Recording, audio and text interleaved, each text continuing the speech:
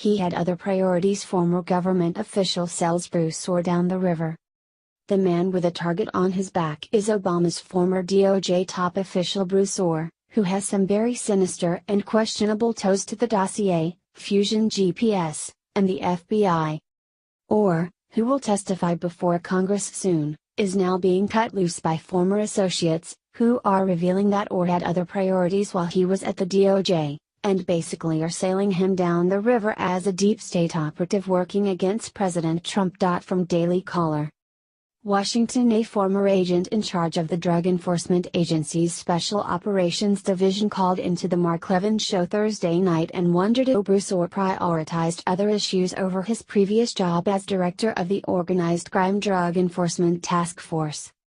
The agent, Derek Maltz, detailed to Levin how illicit American businesses were funneling money to terrorist organizations, and that his suspicion was Ohr either sidelined or ignored his responsibility to track these businesses in order to pursue a political agenda against the Donald Trump campaign. Ohr is a key Justice Department figure in the congressional Russia investigation, whose wife Nellie Ohr worked for Fusion GPS, the opposition researchers behind the Democrat-funded and Christopher Steele-authored anti-Trump dossier.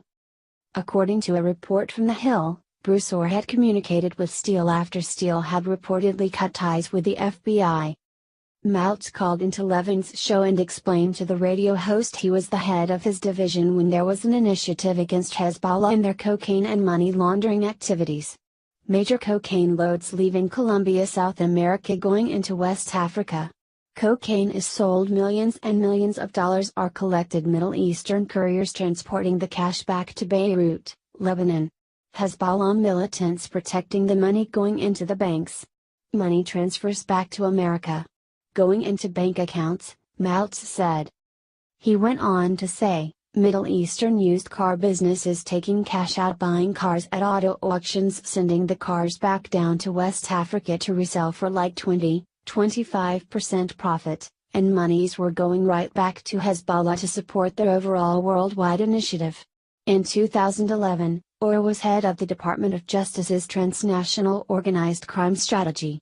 The purpose of the strategy, according to Maltz, was to unite the U.S. government agencies to work against the biggest threats to the United States.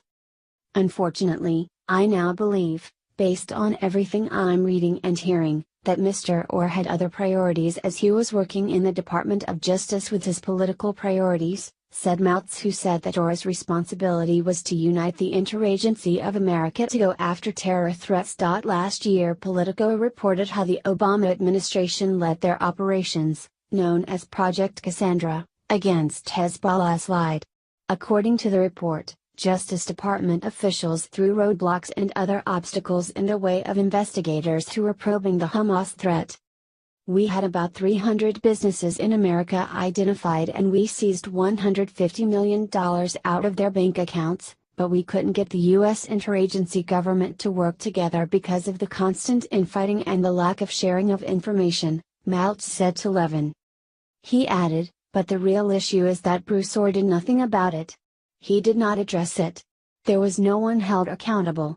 And these businesses are still operating in America right in our backyards. And this is what the public doesn't realize.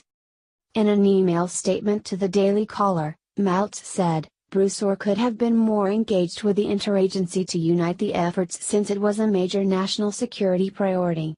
We blew some awesome opportunities and we are dealing with terror groups, so no excuses. Not sure what happened with Bruce, but now hearing about all this discreet stuff he was engaging in, it really makes me wonder. I'm not suggesting he was solely responsible for